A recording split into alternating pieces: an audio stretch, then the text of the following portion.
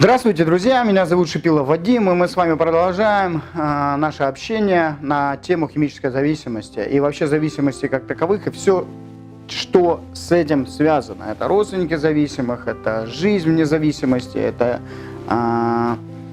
этапы выздоровления, это методы лечения зависимости и так далее. Сегодня наша тема с вами мифедрон.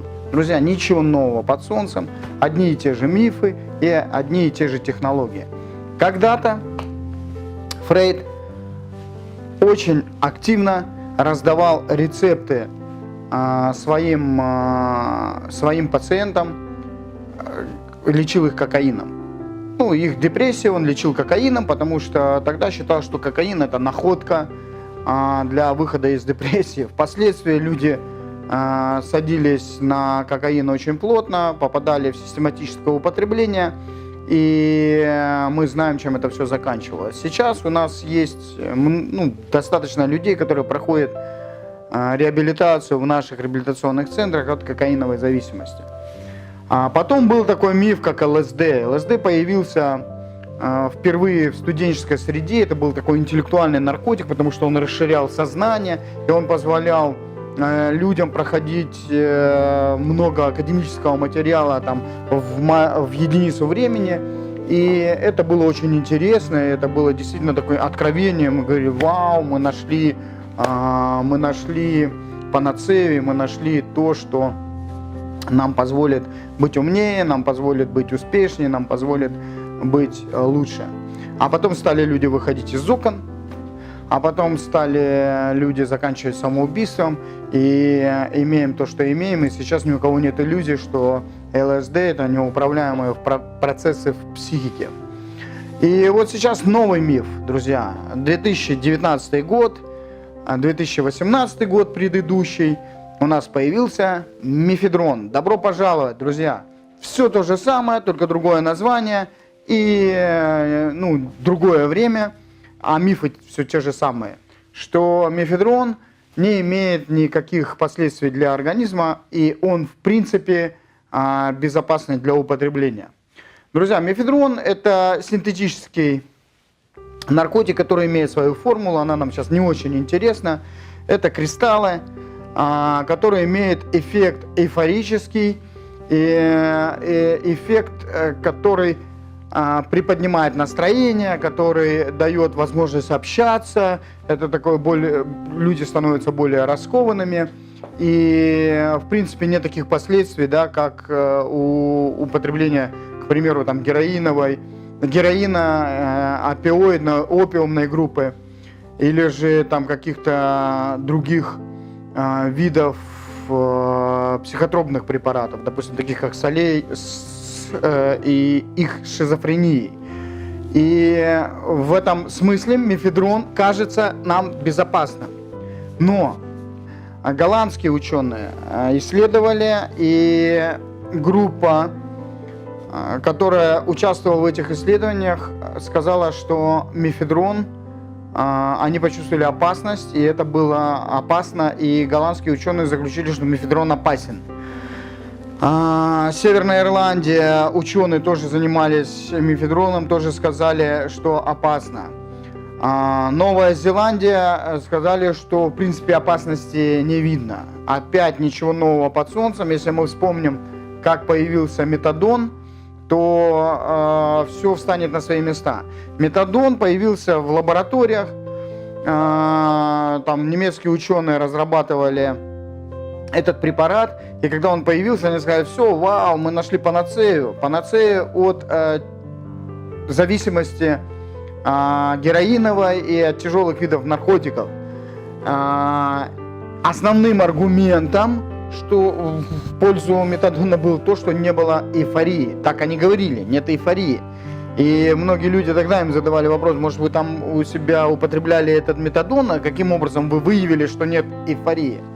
В конечном итоге метадоновая программа была принята во многих странах и как заместительная терапия. И первые это были Соединенные Штаты, которые ввели, это полицейская такая была программа. Первые, кто начали отказываться от метадоновой программы, тоже были Соединенные Штаты. И сейчас это такой аргумент как политического давления. На Украине метадоновая программа была привязана к принятию выдачи там многомиллионного транша от Международного валютного фонда. Так что ничего нового под солнцем нет. И вот сейчас новый миф – это мефедрон. Друзья, когда мы поймем суть вопроса, когда мы поймем принципиальную работу организма, то тогда у нас нас невозможно будет обмануть, меняя какие-то названия или какие-то вывески. У наркотика все очень просто. Он всегда говорит: слушай, хочешь более быть мужчинистым? Ну, употреби наркотики. Хочешь быть более сильным? Употреби наркотики. Хочешь быть более раскованным? Употреби наркотики. Хочешь быть более сексуальной? Употреби наркотики. Хочешь более желанной? Употреби наркотики. На самом деле, это обертка, когда мы разворачиваем, там ничего этого нет, а в конечном итоге появляется зависимость.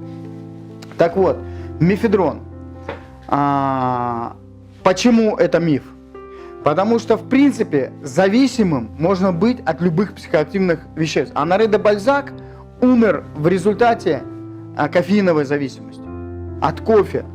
Он в конце жизни пил там 40 чашечек кофе в день, уже такой, знаете, такого киселя кофейного. И, конечно же, не выдержала сердечно-сосудистая система, и человек умер. Как это работает? У организма у нас есть достаточное количество внутренних веществ, которые окрашивают нашу жизнь в те или иные тона. Это морфиноподобные вещества, это эндорфины, которые отвечают за эйфорические состояния, это там гамма-аминомасляная кислота, которая отвечает за релаксацию и успокоение. У нас достаточно внутри ресурса для того, чтобы нам получать удовольствие от жизни. Это такая внутренняя лаборатория. И как эти механизмы работают, это другой вопрос, да. И мы можем говорить, что это Вселенная, кто-то верит, что это Бог, кто-то верит еще во что-то. Мы с этим мы говорим о факте. И это механизм довольно-таки сложный и очень чуткий. Это как самолет, понимаете? Вот есть самолет, у него множество лампочек, и работают все системы, и он летит и делает сложные курсы, садится, взлетает и перевозит там пассажиров при работе всех систем. И вот у нас есть внутренняя система. И когда, как это работает? Допустим, человек, глаз, попадает к нам в организм какая-то информация. Допустим, парень увидел девушку, девушка парня. Взяли ребенка, увидели родственников, которых давно не видели. Идет какая-то эмоция. Она проходит по центральной нервной системе, и проходит она от клетки к клетке.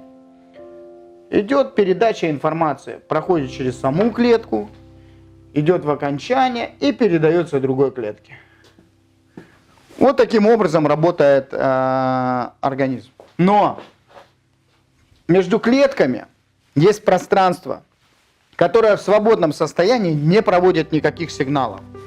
Вот именно на этом уровне организм выделяет те вещества, о которых мы говорили, различные. Там вещества, которые повышают серотонин, вещества, которые повышают эйфорический эффект, различные вещества, которые помогают нам успокаиваться, или же такие вещества, которые позволяют нам расширять порог болевой чувствительности. То есть они прямо обезболивают нас физически. Этого достаточно у организма. И вот сюда идет поступление этих веществ. Смотрите, у организма есть определенный запас, бочечка. Все, в принципе, в жизни, все имеет конец. Да? И все, во всяком случае, материя. Да, и второй закон если мы возьмем второй закон термодинамики, он говорит о том, что энергия заканчивается. Если нет поступления новой энергии, материя разрушается. Так вот, у организма есть, допустим, запас серотонина. Мы же говорим об эйфорическом эффекте при мефедроне, да? За эйфорический эффект отвечает серотонин. И вот этого серотонина у организма, допустим, 100% вот в этой бочечке. И вот эта бочечка, она регулируется организмом. И мы опять, она регулируется организмом, вселенной, Богом, не суть, там, пусть называет каждый по-своему. Но это процесс, который есть. Вот эти лампочки все работают, самолетик летит. И организм знает, когда, в каких ситуациях и сколько этого серотонина нам выделять. Но когда мы употребляем психоактивное вещество, в данном случае мефедрон,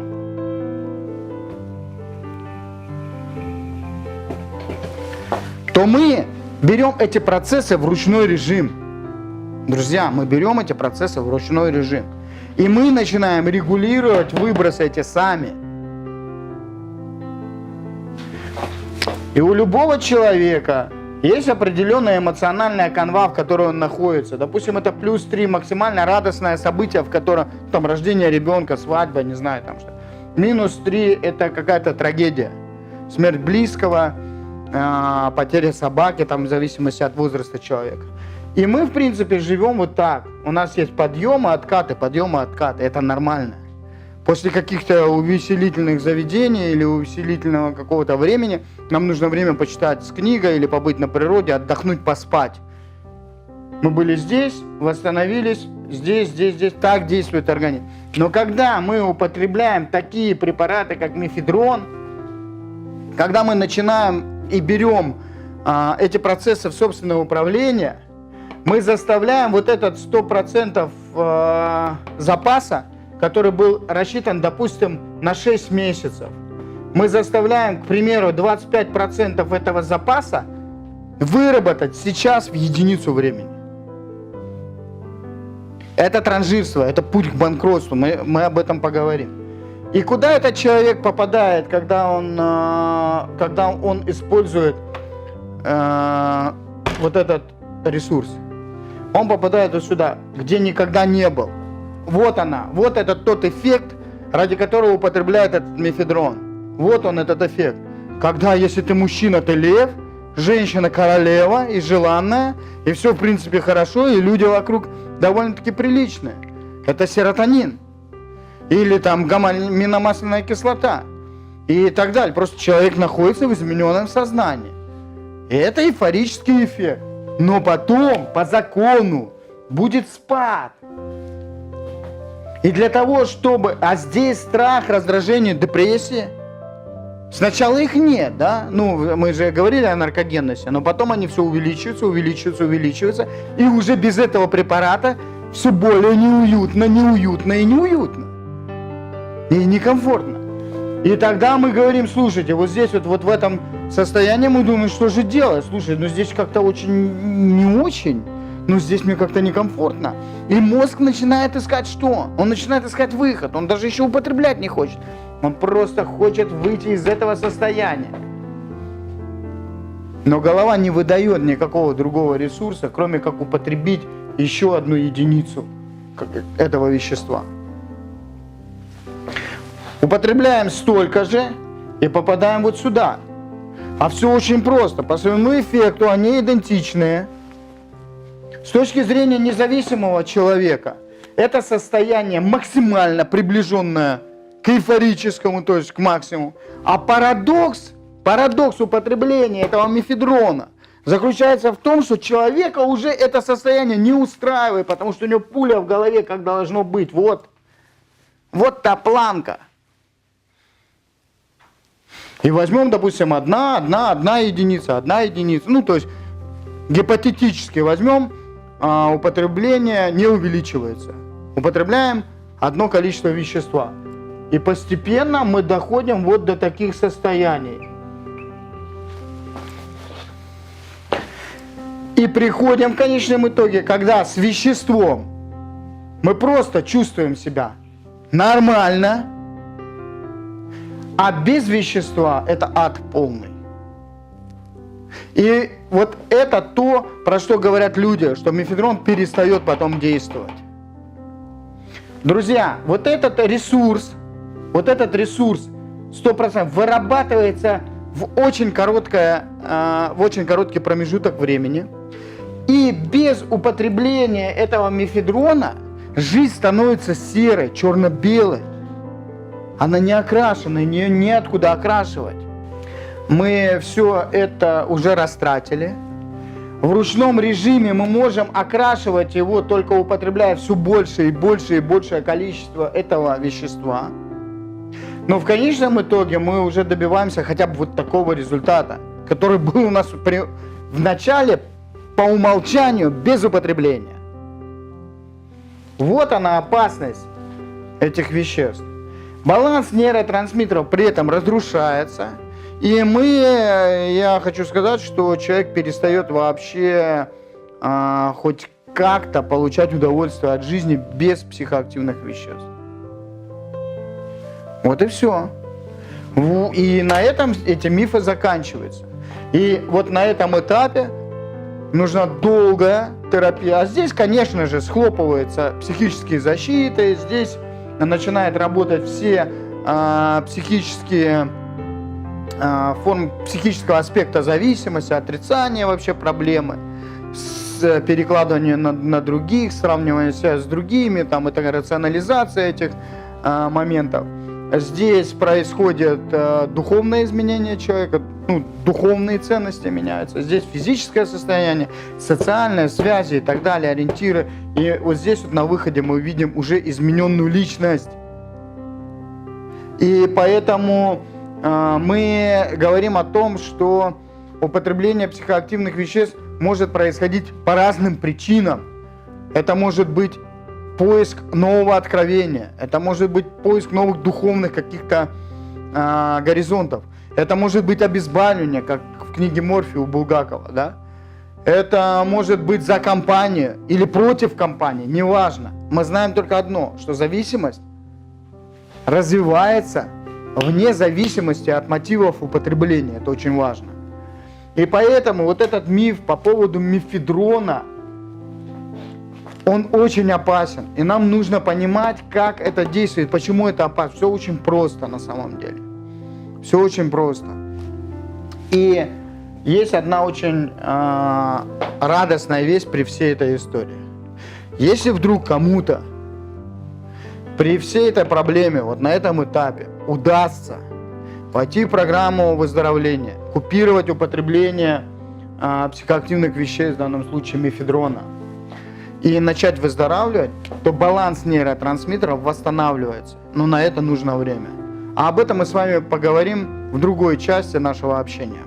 Друзья, вот такой у нас сегодня был разбор современного наркотика, мефедрон. Вот такой анализ того, что мы слышим, видим и того, что мы знаем.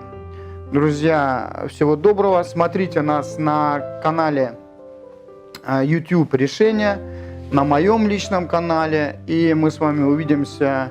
Смотрите нас обязательно. До свидания.